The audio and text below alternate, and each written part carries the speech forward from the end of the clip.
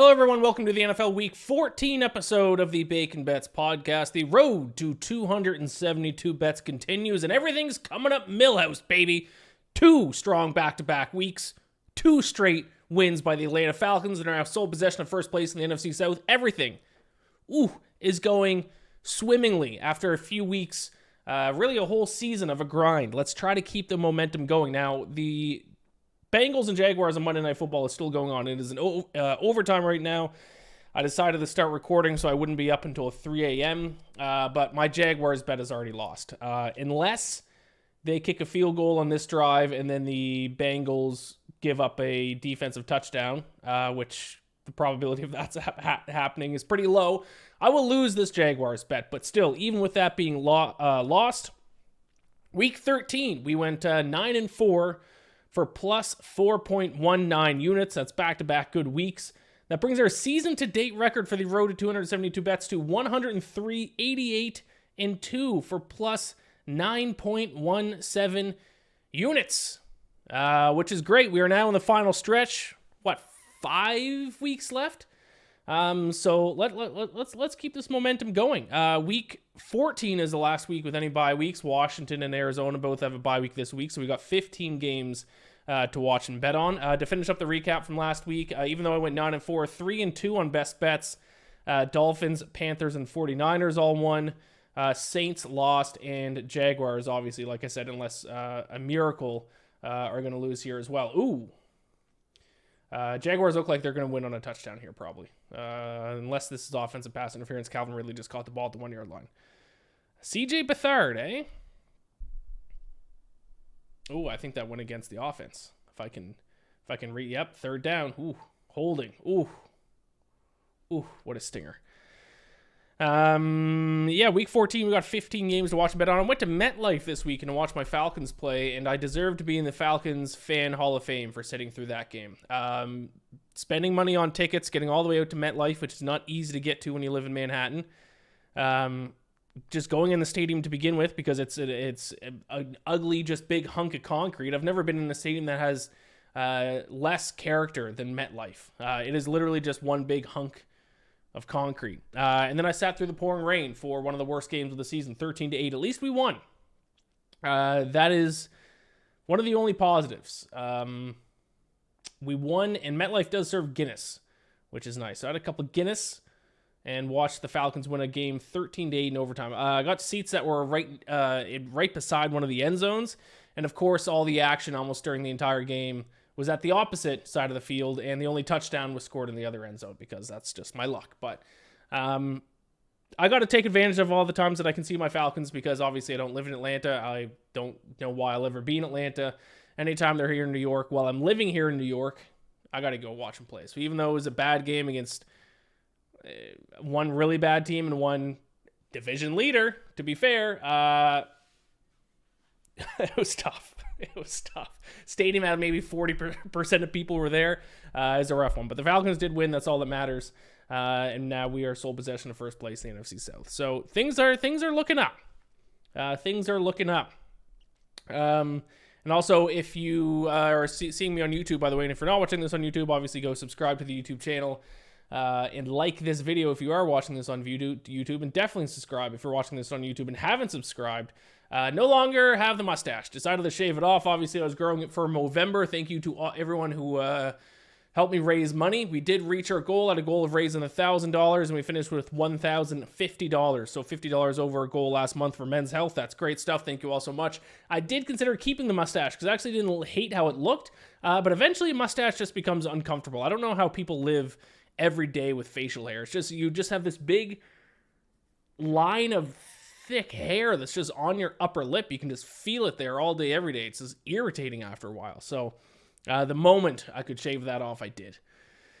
After thinking I was going to keep it for a while, but like the last 4 days, all I could think about was I couldn't wait to shave it off. So no more mustache. I'm clean shaven, and I'm ready to go. I'm ready to see if we can put together another winning week. Let's see if we can get up to over 10 units. Or maybe a more realistic goal. Let's just hope we don't blow 9 units of profit in the last 5 weeks. Let's aim for that, shall we? This is the NFL Week 14 episode of the Bacon Bets podcast. The road to 272 bets marches on. Let's get into it.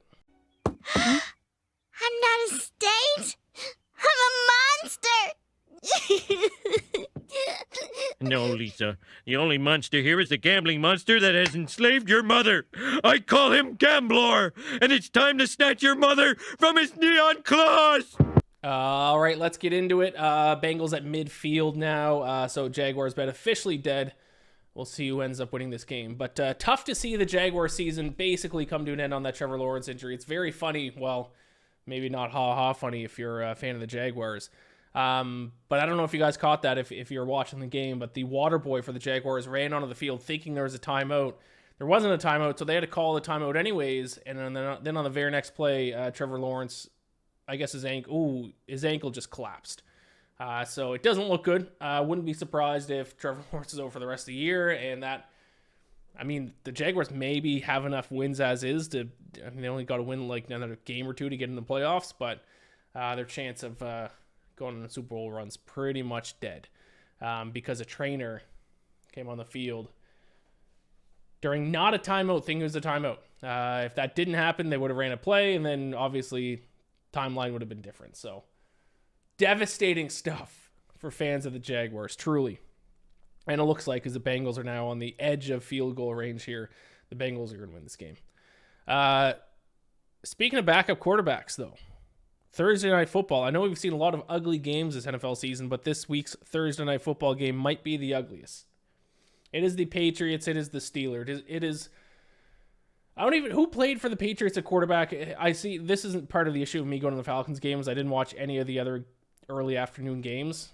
I don't even know who played a quarterback for the Patriots this week when they lost 6-0. Also, the only time, so Bailey Zappi looks like he played. Went 13-25.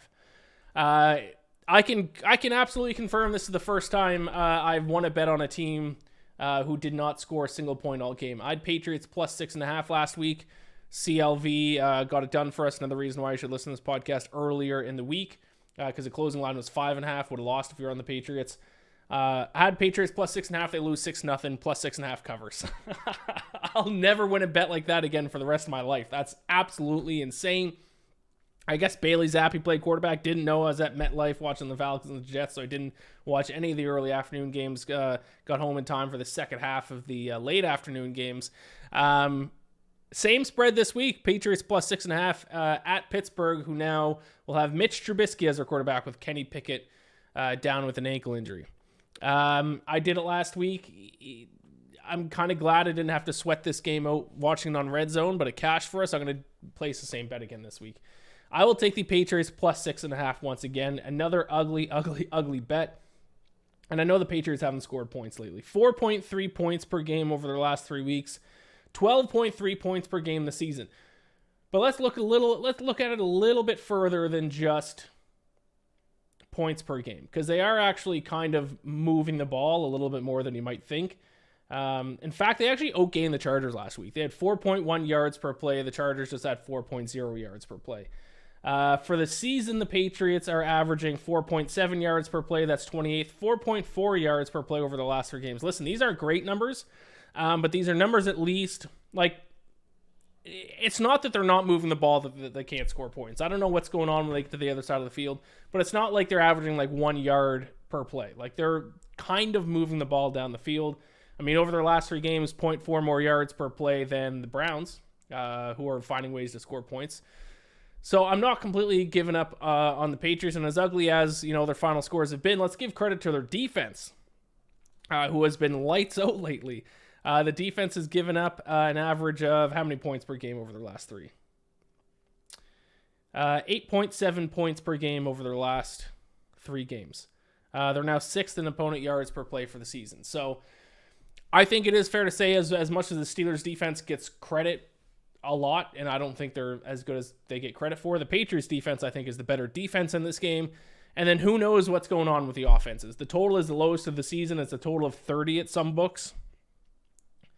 I want to bet the under, but also, like, with a total that low, like a couple of turnovers, you know, special teams touchdown here, and all of a sudden it's over. So I'm not going to touch the total. I will take the 6 points. I think it's going to be a defensive slugfest. I will say 6.5 is no longer available. even as of recording this podcast. It was available at one book when I was going through placing my bets and handicapping the games. It was at plus 6.5 at PointsBet.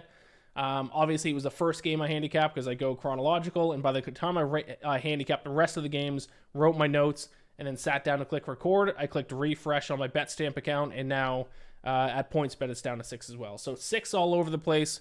I was lucky to get it at 6.5 right at the last second. I still like it at 6 though, which is probably the number if you're watching or listening to this Tuesday morning. You're going to be seeing 6s across the board. Still like the Patriots at that number. If I couldn't get the 6.5, I would have just got the 6. So I'll take the Patriots in what should be a defensive slugfest. 6 points. I'll take it. You guys know my rule. Generally, when it's two trash teams playing against each other, take the team getting points. I especially believe in that rule when it's 6.5 points or 6 points that we're talking about. I'll take Patriots plus 6.5 on Thursday Night Football. I will not be watching this game.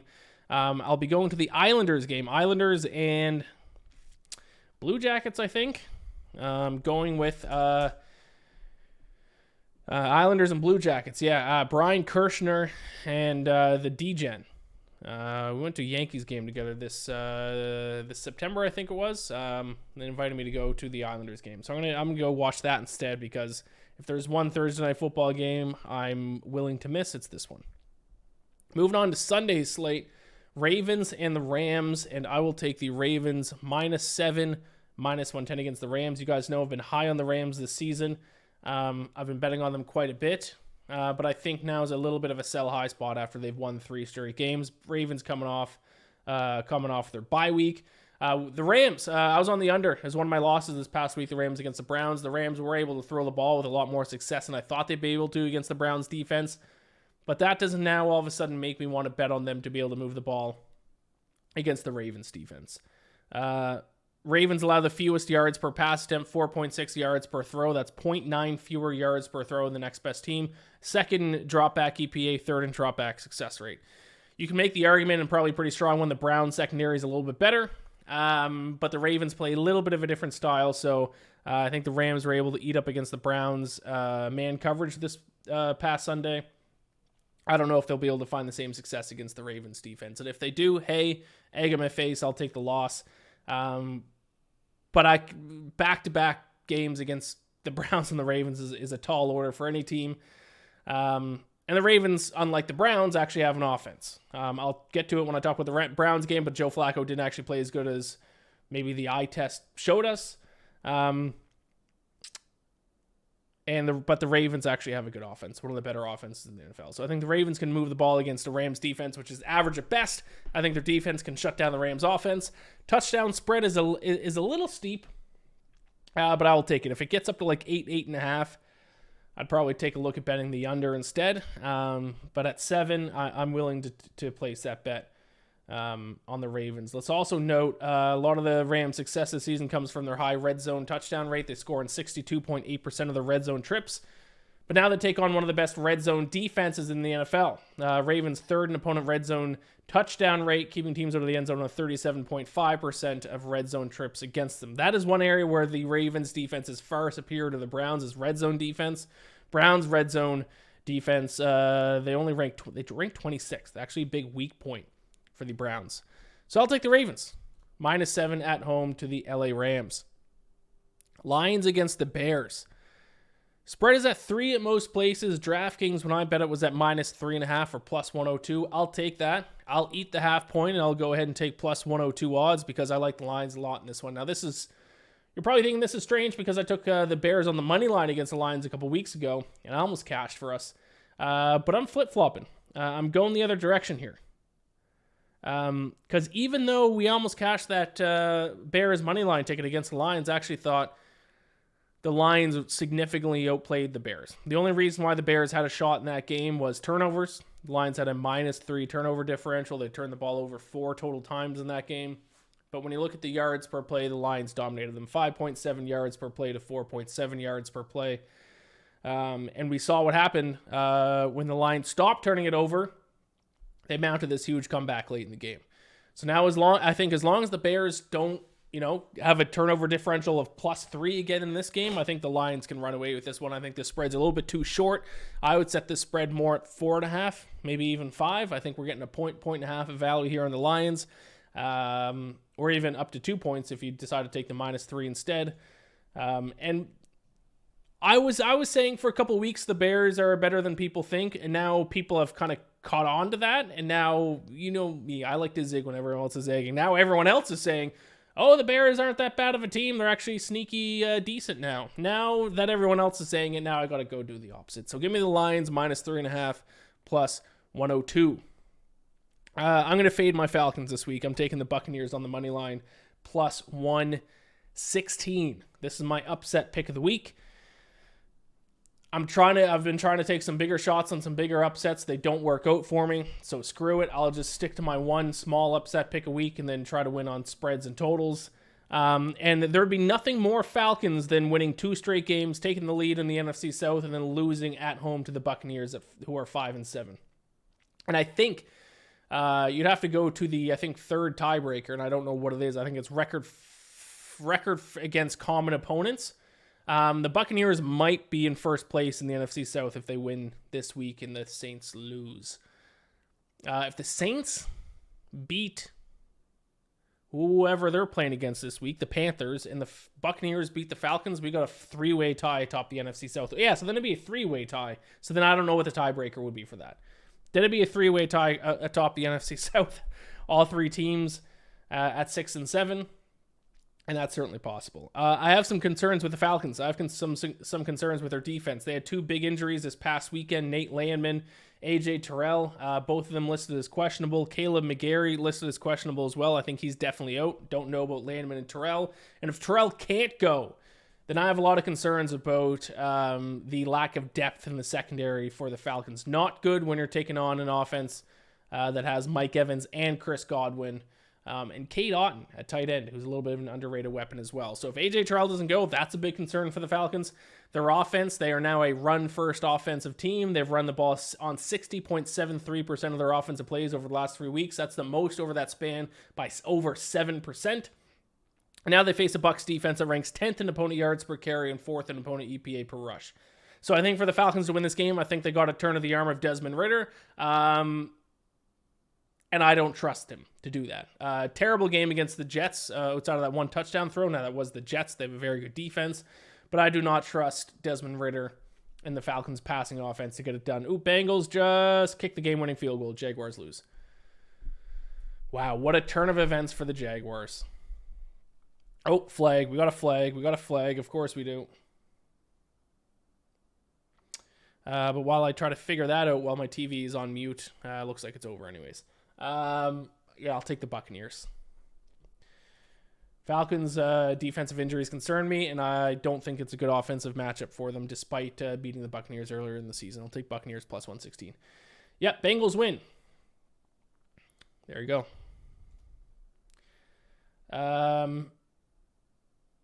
Yeah, so because this game was still going on before I clicked record, or while I'm recording, obviously, just finished, I don't have my bet locked in for the Bengals Colts game or the Jaguars Browns game. I have a feeling we're not going to see the odds for the Browns Jaguars game tonight, but I'm going to tackle both those games in the second half of the podcast after I take a break. I'll give a few more picks out. I'll then take a break. I'll see if the odds are up for those games. I'll handicap them, then I'll come back for the second half of the show. So we're going to skip those games. We're going to move on to the Panthers and the Saints, and I'm going to take the Saints minus 5.5 against the Panthers. This is the exact same spread the Panthers had on the road against the Buccaneers last week.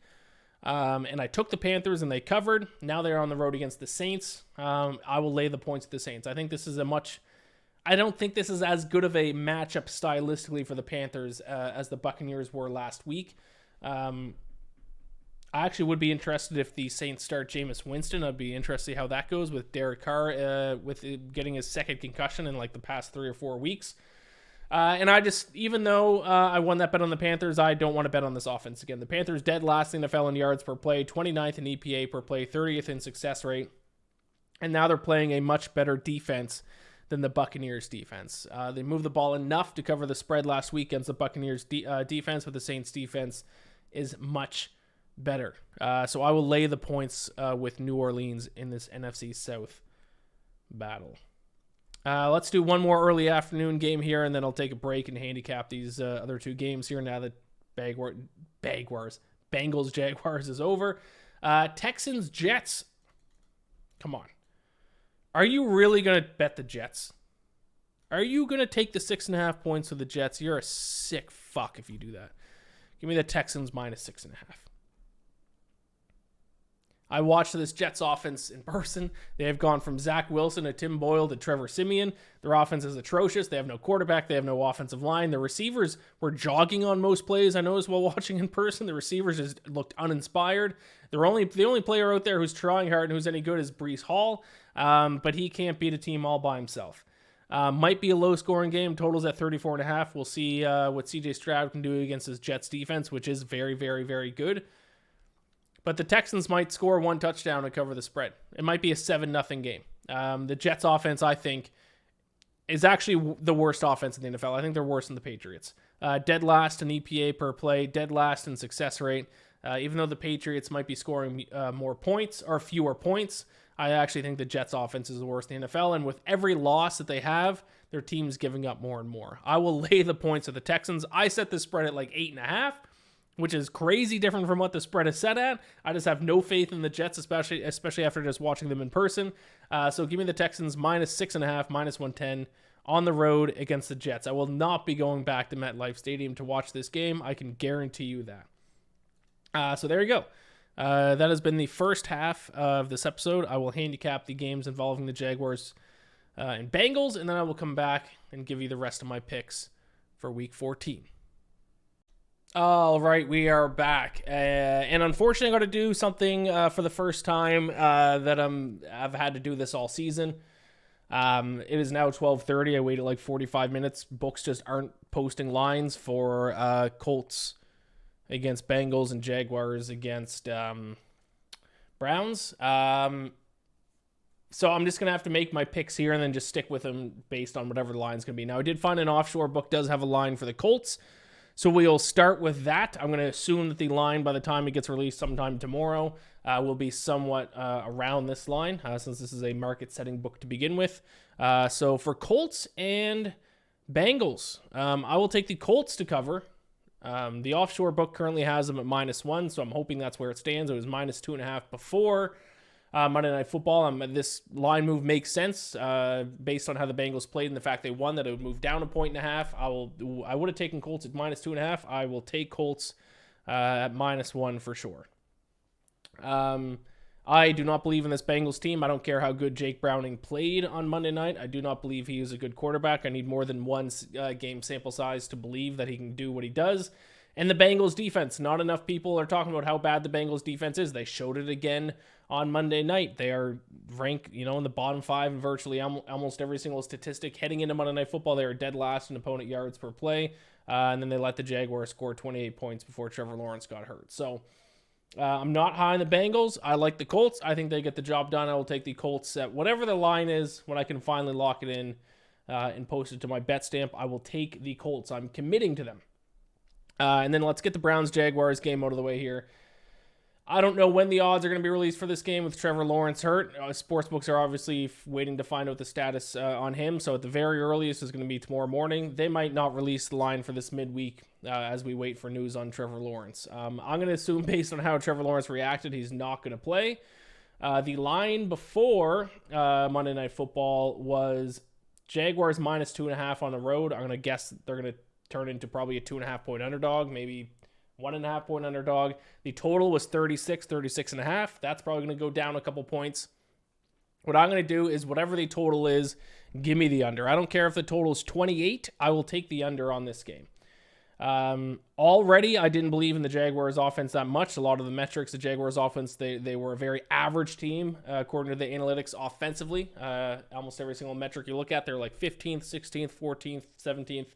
And that was with Trevor Lawrence. Now with CJ Beathard as their quarterback, their offense is going to go from an average offense to a bad offense. And then you have the Browns, whose offense is bad. Now, it was impressive that Joe Flacco could play as good as he did at 38 years old. But actually, when you look at the numbers, he actually didn't even really play that good of a game. He completed 23 of 24 or of 44 passes, so barely over 50% completion rate. QBR 51.8 and a quarterback rating 75.4, and this is all against a bad Rams defense. So Don't believe in the Browns offense with no Trevor Lawrence. Don't believe in the Jaguars offense. Both defenses obviously much better than their offenses.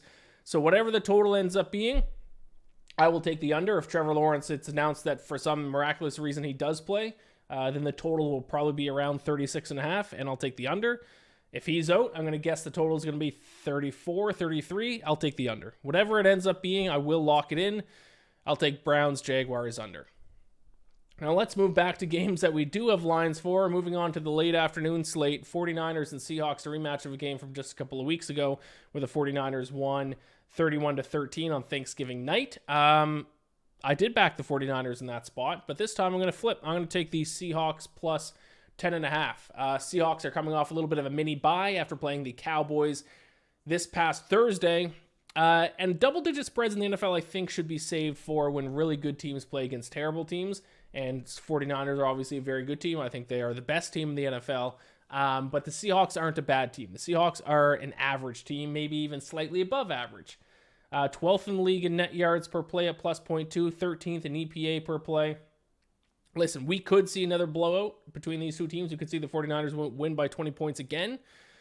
But also we could see, the Seahawks play them tight. The Seahawks just played a Cowboys team very tight and was winning the game all the way up until the very end. So I think 10.5 is a little bit too many points. I would set this line just under 10. I'd probably set it 9.5, to be honest. 10 is kind of a secondary key number behind 3 and 7. So with it being over that secondary magic number of 10, I will take the points with the Seattle Seahawks in this NFC West rematch.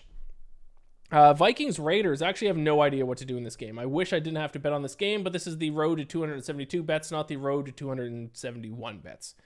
Because I actually don't really know what either team is. So when I'm very confused and I don't even have an inkling of what to do, I just take the over. So I'm going to take Vikings Raiders over 40.5.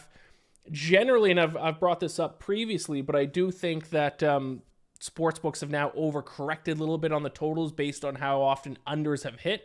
I think now might be the time to take a shot at a few overs. I do have an over bet a little bit later I'm going to be on as well. I think I'm going to write this down and see if this comes true. I think from now until the end of the season, overs will hit at a higher than a 50% clip. I'm going to guess between now and the end of the season, overs are going to hit at around a 55, 56, 54% clip, somewhere around there. Vegas defense has a lot of issues. Not a good defense. 22nd in opponent yards per play, 27th in opponent EPA per play. In the Vikings, their defense has actually been borderline top 10 this year, but Jordan Hicks, they recently lost Jordan Hicks to the IR, who, in my opinion, outside of Danielle Hunter, was their best defensive player. Led the team in tackles, kind of did a little bit of everything. So with him out of the lineup for the Vikings, I think that's going to hurt their defense. I will sit back and root for points in this one. I don't really know what either team is. The Raiders have actually at times looked better than I expect them to. The Vikings looked better than the record earlier in the year, and they lost Jefferson, then they lost Kirk Cousins, and then they looked good. I called them frauds, and then lost a couple games in a row, so I don't like... Now what are they? I don't know. A below average team. The Raiders are probably a little bit below a below average team. The point spread is right, I think. 3 points in favor of the Vikings. I think the total might be a point or two low. So I'll take the over 40.5 between the Vikings and the Raiders. I'm sorry, folks. I wish I had, interesting stats to recite for every game, but there's 272 games. Sometimes I look at a game and I don't know what to do. So give me the over.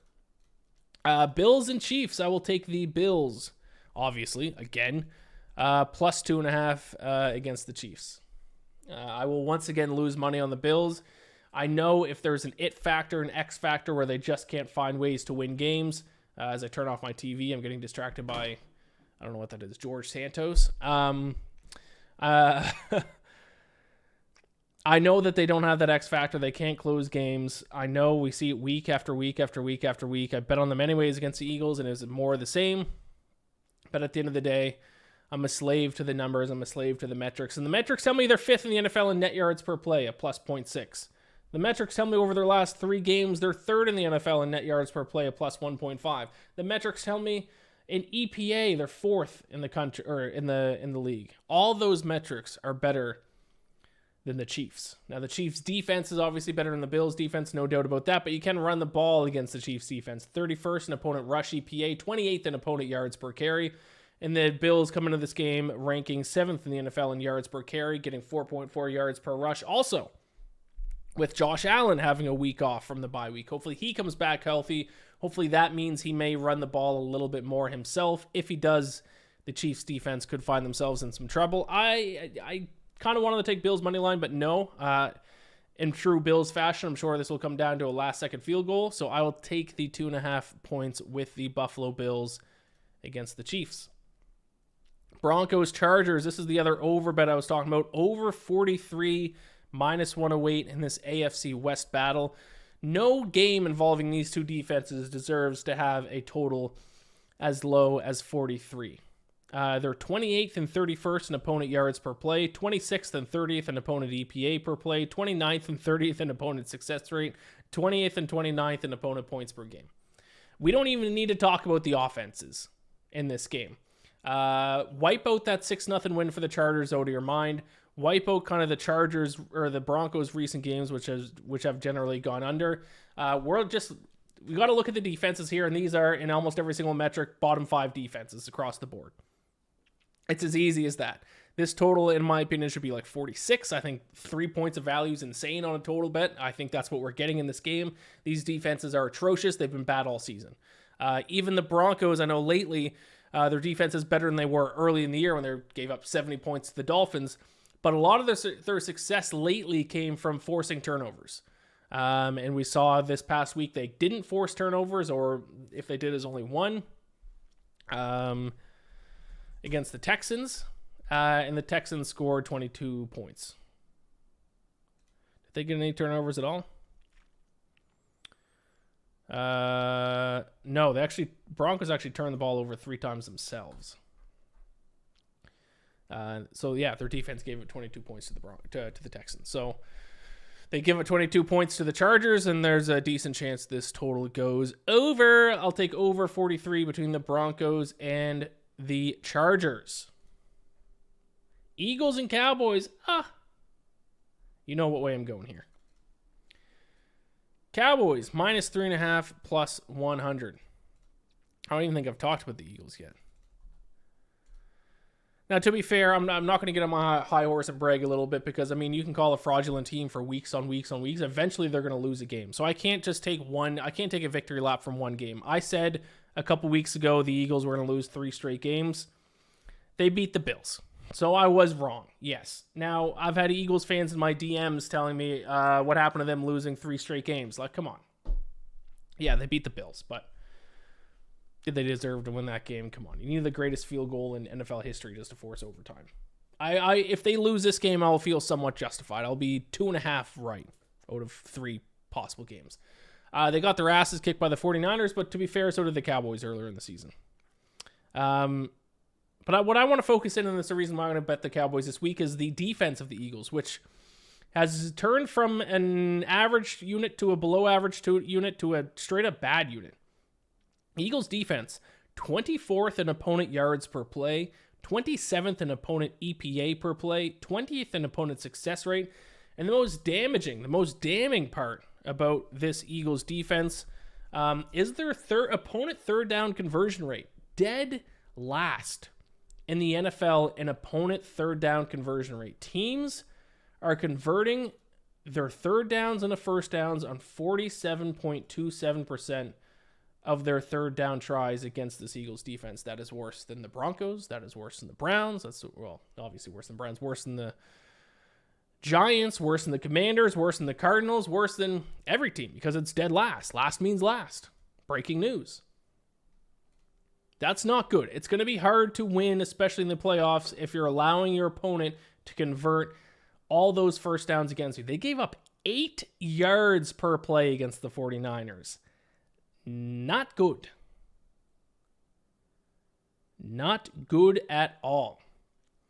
So yes, the Eagles offense is still a good unit. I don't have any issues with the Eagles offense. It's their defense that's holding them back, and it's their defense. Everyone wants to talk about the pass rush.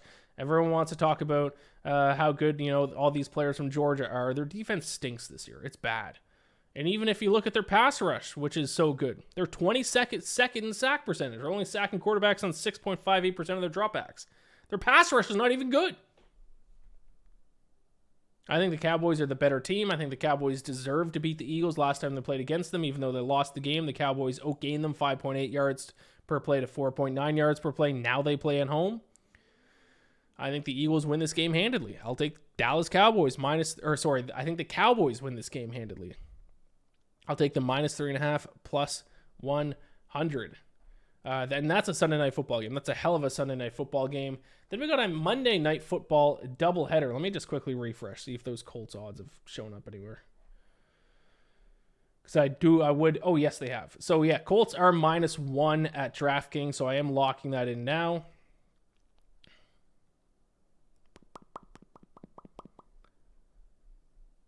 Just let me check to see FanDuel and the other sports books that I can bet at according to the Road to 272 Bets rules.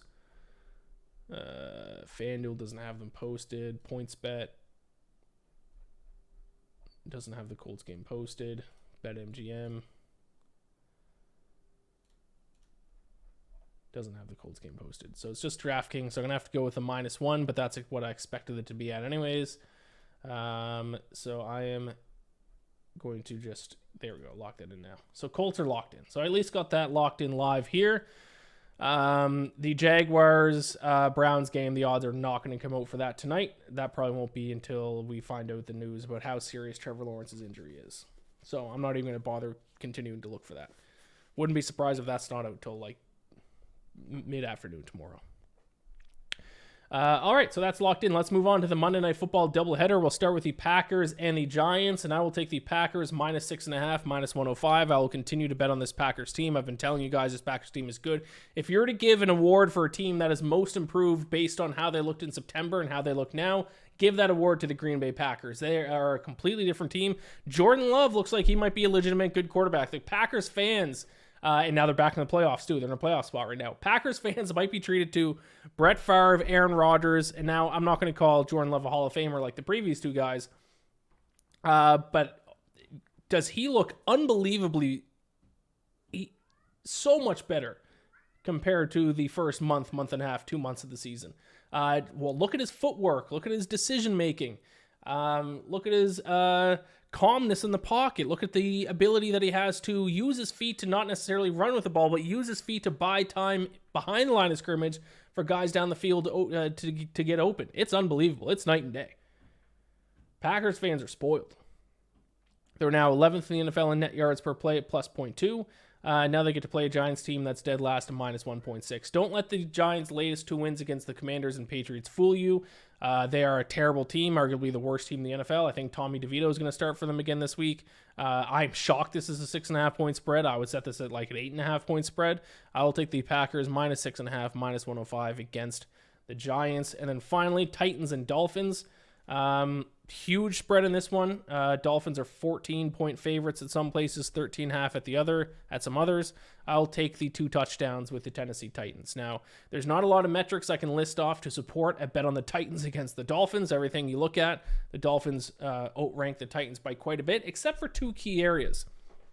And they are the areas why, with this being a 2 touchdown spread, I'm willing to take the points instead of laying the points on the Dolphins. And that is third down conversion rate and red zone efficiency, specifically opponent third down conversion rate and opponent red zone scoring percentage. For you to cover big spreads, specifically 2 touchdown spreads, you got to be able to convert most of your third downs, and you got to be able to score touchdowns when you get to the red zone. If you get to the red zone and get held to field goals aren't going to cover a 2 touchdown spread. The Titans are 15th in opponent third down conversion rate, not bad, but second in the NFL in opponent red zone touchdown percentage, which is absolutely massive. They allow a touchdown on only 37.21% of opponent red zone trips against them. If they can keep the Dolphins to field goals when they get down to the red zone more often than not, they have a very good chance of keeping this game within 14 points. Side note, Falcons lead in that category. Go Dirty Birds. But that's going to be the key to the Titans covering the spread. Now, if the Dolphins get down the red zone and do score touchdowns, because actually I think they are the best red zone offense, yes, they score a touchdown on 75% of their red zone trips, then this bet's not going to win.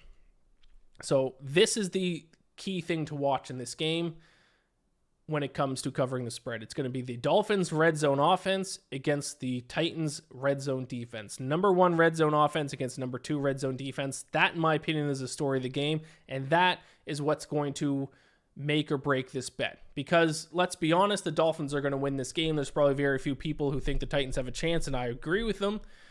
So nothing to do with the Dolphins winning the game. Like the Dolphins red zone touchdown scoring percentage is not going to change whether or not they're going to win this game. They're going to win regardless because of the better team, more talented team. But when we're talking about covering a 2-touchdown spread, the story of that is going to be whether or not they can convert red zone trips to touchdowns against the number 2 red zone defense in the NFL. I will back the defense in this situation.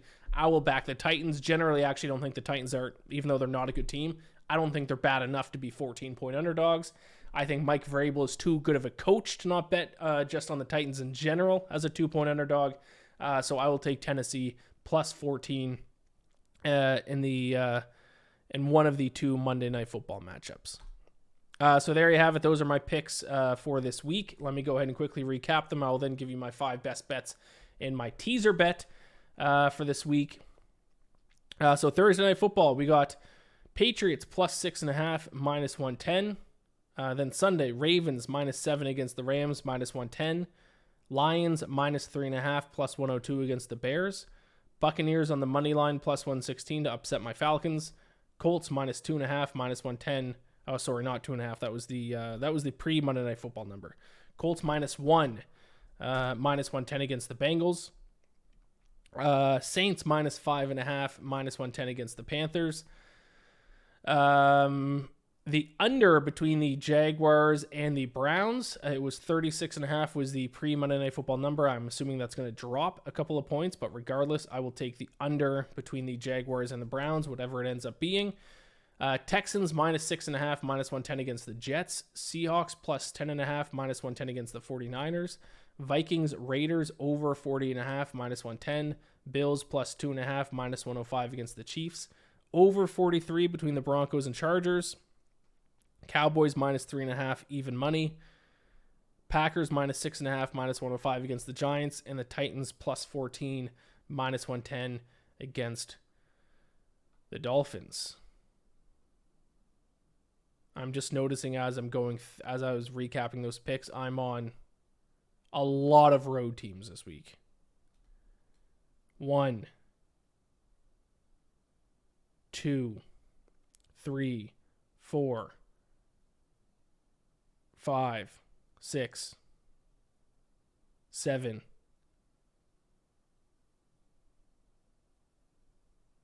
8, 9. So I have 3 total bets, so that's 12. So 9 of my 12 spread bets are on the road team. What could go wrong? Oh, well, you got to treat every single game individually. All right, my 5 best bets are Buccaneers against the Falcons, Lions against the Bears, Cowboys against the Eagles, Titans against the Dolphins, Packers against the Giants. All 5 of those are... Oh, no, Cowboys are home. Bucks, Lions, Cowboys, Titans, and Packers all to cover are my 5 best bets this week. My teaser bet. Take the Buccaneers from plus 2.5 up to plus 8.5. We are crossing the key numbers of 3 and 7, and then we're going to take the Packers down from minus 6.5 to minus 0.5. So basically, you pick them against the Giants. So Bucks plus 8.5, Packers minus 0.5 for my 6-point teaser of the week. Last week, my teaser lost. I think the teaser has now gone 0-2 in the last 2 weeks because of the Jaguars losing to the Browns. The Saints leg of it hit. Plus 10.5, and then I teased Jaguars down from 7.5 to minus 1.5. Obviously, they lost to the Bengals, so that lost. A lot of people are on Jaguars teasers. RIP to them. That sucks. Especially because I think they were driving when Trevor Lawrence got hurt, weren't they? Tough cookies. All right, Survivor. I don't have anything to talk about Survivor because the 2 picks I gave out last week lost, Steelers or Jaguars. So if you're still in your Survivor pool, it's not because you've been listening to me. So if you're still in your Survivor pool, keep doing what you're doing. Because don't listen to me because I'll lose it for you. So I got no Survivor pick for this week. I'm done. there you have it. This has been the NFL Week 14 episode of the Bacon Bets podcast. Thank you all so much for listening. Please be sure to rate and review the podcast. That helps us out a ton. And subscribe to the YouTube channel. We are slowly but surely growing on YouTube. Thank you all who have done that so far. Best of luck with your bets this week. May Gambler bless all of your bets. And I'll talk to you all next week for Week 15. The road to 272 bets marches on.